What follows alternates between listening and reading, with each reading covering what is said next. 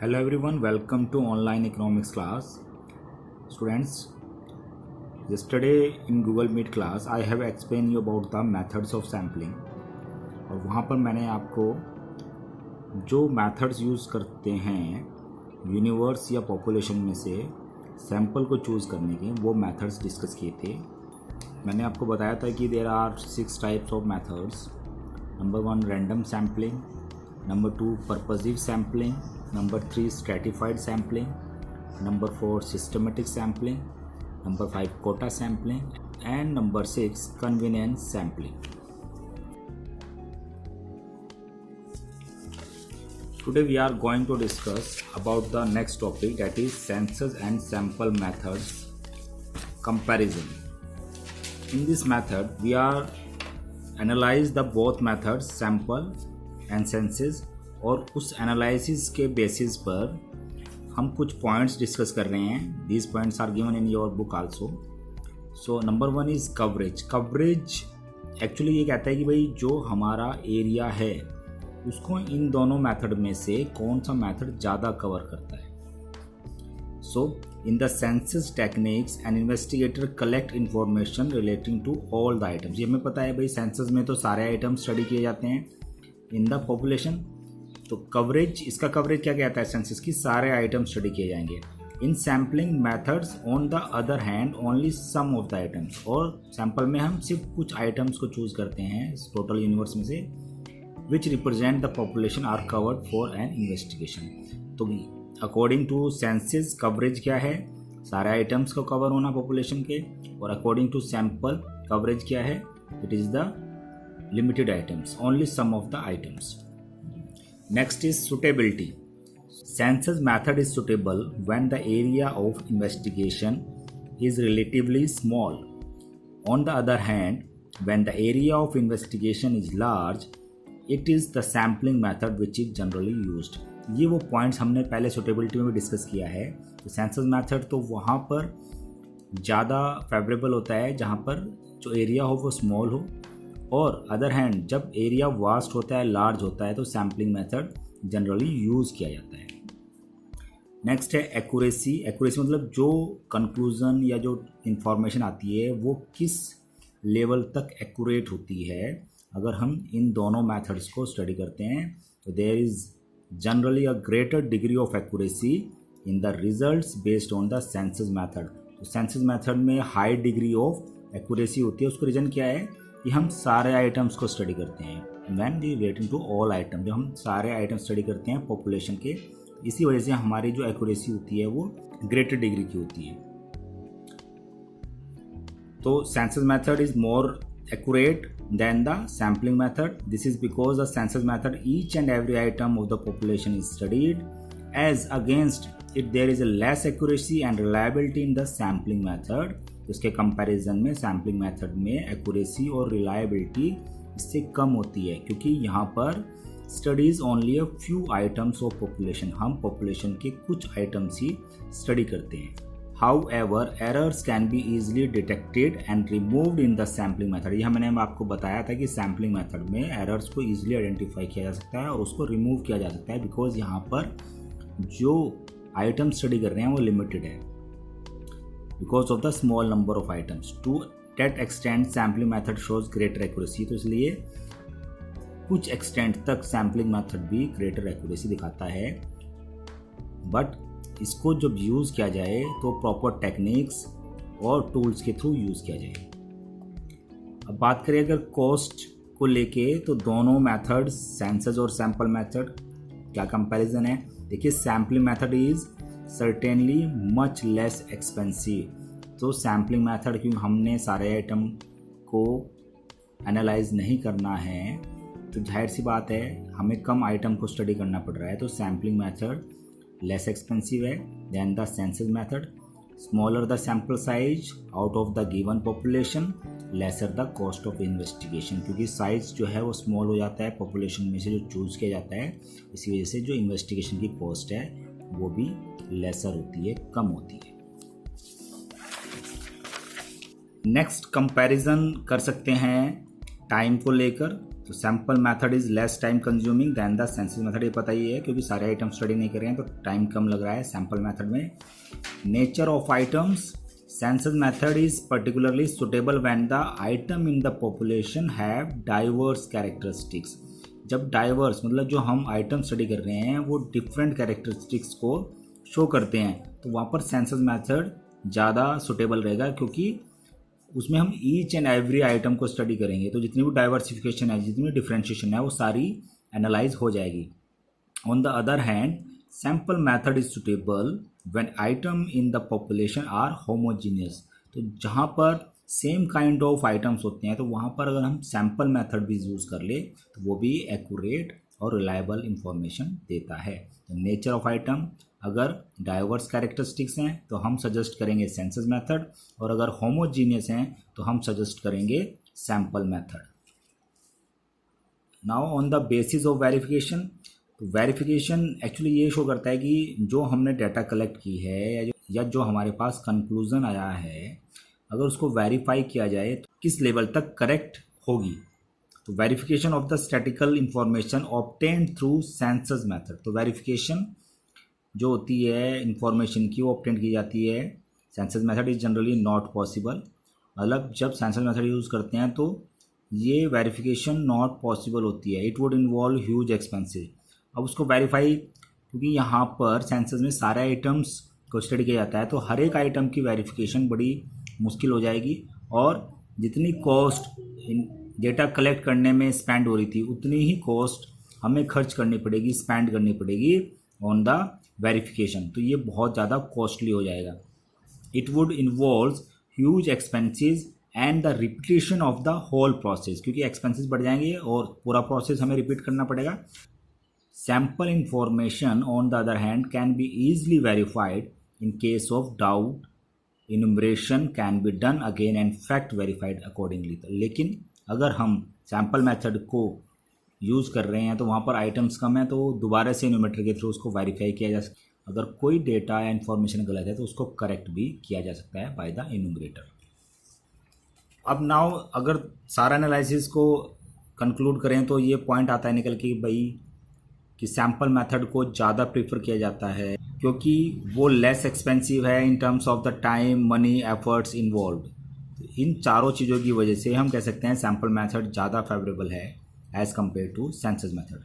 लेकिन जब एक्यूरेसी की बात आती है, एक्यूरेट इन्फॉर्मेशन की बात आती है, एक्यूरेट डेटा की बात आती है और रिलायबिलिटी की बात आती है तो हम then census method will be the right choice for the investigator. और ये हमने देखा है जब सेंसस ऑफ इंडिया होता है, मतलब हमारे यहाँ जब जनगणना होती है एवरी 10 ईयर्स, तो इसीलिए ईच एंड एवरी आइटम को स्टडी करने के लिए वहाँ पर सेंसस मेथड का यूज़ किया जाता है क्योंकि वो इन्फॉर्मेशन एक्यूरेसी और रिलायबिलिटी में मैक्सिमम होनी चाहिए।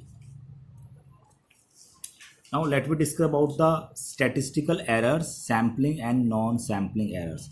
देखिए जब डाटा कलेक्ट किया जाता है किसी भी इंफॉर्मेशन को फाइंड करने के लिए या कोई भी इन्वेस्टिगेशन करने के लिए तो वो उस डेटा में पॉसिबिलिटी होती है एरर्स की। एरर्स मतलब त्रुटि, गलतियों की। हो सकता है जब हमने कोई इन्फॉर्मेशन कलेक्ट की तो कोई जैसे मैं आपसे इन्फॉर्मेशन कलेक्ट करता हूँ 11th क्लास से और मैं आपसे आपके मार्क्स पूछता हूँ क्लास 10th के, तो मैं हर एक बच्चे का नेम लिखूँगा, उसके सामने उसके मार्क्स डालूँगा, तो मेरी पॉसिबिलिटी हो सकती है किसी बच्चे के मार्क्स गलत राइट हो जाएं। तो ये जब मैं वो मार्क्स को गलत राइट कर रहा हूँ तो that is showing the error. अब एरर दो तरह के होंगे। एक तो जब हम सैंपल ले रहे हैं तो सैंपल में चूज़ करते हुए ही हमसे एरर हो जाएगा, मतलब जब हमने यूनिवर्स में से सैंपल कलेक्ट किए वो सैंपल ही हमने गलत चूज़ कर लिए, गलत ऑप्ट कर लिए, गलत सेलेक्ट कर लिए, तो वो हमारा कहलाएगा सैम्पलिंग एरर। लेकिन अगर हमारे से सैंपल हमने सही कलेक्ट कर लिया लेकिन और चीज़ों में, मेज़रमेंट में, मिस इंटरप्रिटेशन में या कैलकुलेशन में कोई मिस्टेक हो जाती है तो कहलाती है नॉन सैम्पलिंग एरर्स। तो चलिए पहले डिस्कस करते हैं सैम्पलिंग एरर के बारे में। तो these are related to the size on nature of the sample selected for the study. ये एक्चुअली जो साइज हमने लिया है, सैंपल चूज़ करने का फ्रॉम यूनिवर्स से, उससे अफेक्टेड होते हैं due to a very small size the sample selected for study और due to non representative nature of the sample. तो पहला रीज़न क्या हो सकता है कि हो सकता है सैंपल का साइज बहुत छोटा ले लिया हो। आइटम्स तो टोटल है 10,000 और सैंपल लिया हमने ओनली 10, ठीक है, तो सैंपल साइज छोटा है तो एरर होने के पूरे चांसेस हैं, गलतियाँ होने के पूरे चांसेस हैं, जो भी इंफॉर्मेशन निकलेगी। नंबर 2 हो सकता है non representative nature of the sample, कि हमने पढ़ा था कि सैंपल जो है वो सारे कैरेक्टरिस्टिक्स यूनिवर्स के वो रिप्रेजेंट करने वाला होना चाहिए, लेकिन अगर ऐसा नहीं होगा तो भी हमारा जो सैंपल है वो क्या होगा, एरर होगा, मतलब उसमें गलतियाँ होंगी। द एरर दस emerging is called sampling error. तो इस तरह से जो सैंपल की वजह से जो एरर आया है वो कहलाएगा sampling error. For example, if the estimated value of a parameter found to be 10 while the actual या ट्रू वैल्यू इज़ 20 यानी द सैम्पलिंग एरर। तो हम क्या कह रहे थे कि जो पैरामीटर हमें स्टडी करने हैं अगर उसकी वैल्यू 20 है और हमने जो वैल्यू ली है पैरामीटर की, जिस चीज़ जो पैरामीटर होते हैं जिन पॉइंट्स पे हमें डाटा फाइंड करना है, जिन इंफॉर्मेशंस को हमें कलेक्ट करना है। एस्टिमेटेड वैल्यू थी पैरामीटर की 20, लेकिन हमने पैरामीटर चूज़ किया उसमें से सिर्फ 10, तो इसमें जो एरर आएगा वो हो गया 10 - 20 दैट इज़ -10। तो -10 यहाँ पर एरर शो होगा। Now let we discuss about the non sampling errors.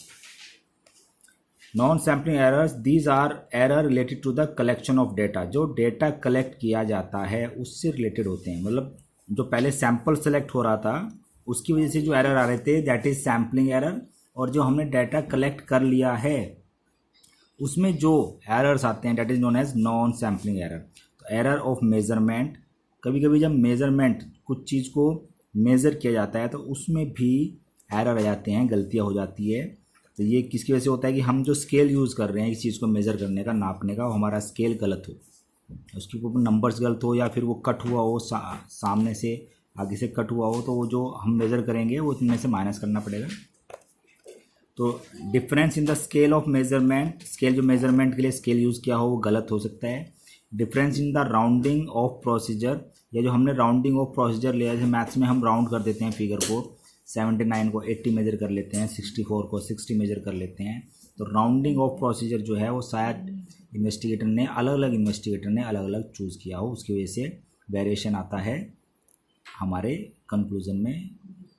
So error of measurement की वजह से। Number 2 error of non response. ये क्या होता है कि रिस्पोंडेंट कभी कभी कुछ क्वेश्चंस का आंसर नहीं देता है जो हमें इंफॉर्मेशन रिक्वायर्ड है। तो the rises when the respondent do not offer the required information, जो रिक्वायर्ड इन्फॉर्मेशन है उसको लेकर रिस्पॉन्स अगर नहीं देगा तो वो भी एक तरह का एरर शो करता है, गलती शो करता है, that is error of non response.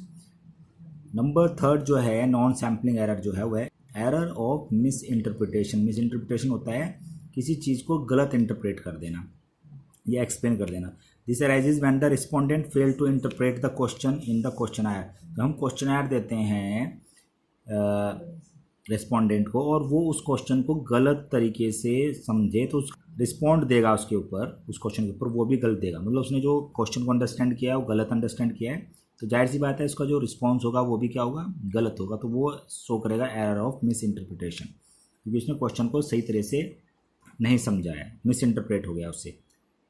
Error of calculation of arithmetic error. जब अर्थमेटिक कैलकुलेशन की जाती है तो हो सकता है सब्ट्रैक्शन या मल्टीप्लिकेशन ऑफ डेटा में कुछ एरर्स आ जाएँ तो कहलाएंगे error of calculation of arithmetic error. Last है error of sampling bias. It occurs when for some reason or the other a part of target population can not be included in the choice of a sample. ये किसी part of population को, अगर हम जिस चीज़ को study कर रहे हैं उसके 5 पार्ट है और उसमें से हमारे से 2 पार्ट छूट ही गए हैं, तो हमने जो डाटा कलेक्ट किया है वो 3 पार्ट में से किया है, ठीक है। जैसे मेरे को डेटा कलेक्ट करना है 9 to 12th क्लास का और मेरे से गलती से 11th क्लास छूट जाती है डाटा कलेक्ट करने के लिए, हमारे पास 9th क्लास का डेटा है, 10th का है और 12th का है, तो ये कहलाएगा एरर ऑफ सैम्पलिंग बायस। अब बात करते हैं कि क्या कंक्लूजन निकल के आ रहा है कि मेन एरर्स हैं क्या। तो larger the field of investigation और larger the population size greater is the possibility of error. मतलब अगर ज़्यादा बड़ा साइज हो इन्वेस्टिगेशन का और पॉपुलेशन साइज भी बड़ा हो तो पॉसिबिलिटी ज़्यादा होती है एरर आने की। और डेटा एक्विजिशन, जब डेटा कलेक्ट किया जाता है it must be noted there that non sampling error is more serious. तो ये नॉन सैम्पलिंग एरर जो हमने पढ़े हैं ये सारे क्या हैं, ये ज़्यादा सीरियस हैं than the sampling error, sampling error के कंपैरिजन में। Because a sampling error can be minimised, क्योंकि सैम्पलिंग एरर को तो हम मिनिमाइज कर सकते हैं। कैसे? हम ज़्यादा सैंपल को चूज़ करके यूनिवर्स में से, तो सैम्पलिंग एरर को मिनिमाइज किया जा सकता है। मतलब नंबर ऑफ आइटम्स जो पॉपुलेशन में से हम सेलेक्ट कर रहे हैं उनको हम इंक्रीज कर दें। पहले 1000 में से हम 100 ले रहे थे, अब 1000 में से 200 ले लें, तो हमारा जो सैम्पलिंग एरर है वो रिड्यूस हो जाएगा। लेकिन जो नॉन सैम्पलिंग एरर है उनकी पॉसिबिलिटी फिर भी रहती है कि हमने जो डाटा कलेक्ट कर लिया, हो सकता है उसकी मेजरमेंट में ही हमने गलती कर दी हो सकता है कुछ क्वेश्चंस का रिस्पांस प्रॉपर ना आया हो सकता है मिस इंटरप्रिटेशन हो गई किसी क्वेश्चन की, हो सकता है कैलकुलेशन में गड़बड़ हो गई। तो ये जो एरर होते हैं तो ये इनकी पॉसिबिलिटी रहती है हमारी जो इन्वेस्टिगेशन है उसमें। तो सैम्पलिंग एरर को तो मिनिमाइज़ किया जा सकता है, सैम्पलिंग एरर को मिनिमाइज़ कर देंगे सैम्पल साइज़ को इंक्रीज करके, लेकिन नॉन सैम्पलिंग एरर को मिनिमाइज़ करना बड़ा मुश्किल होता है। तो आज हमने स्टडी किया कंपैरेटिव लुक दोनों मेथड्स में, सेंसेस और सैम्पल मेथड्स में, जिनको हमने डिफरेंट पॉइंट्स पे डिस्कस किया है कंपैरिजन को। और हमने डिस्कस किया है अबाउट द स्टैटिकल एरर, जिसमें हमने 2 एरर पढ़े हैं, sampling and non sampling errors. तो यहाँ पर आपका एक चैप्टर कंप्लीट हो जाता है, chapter number 3। So that's all for the today students. Thank you, have a nice day.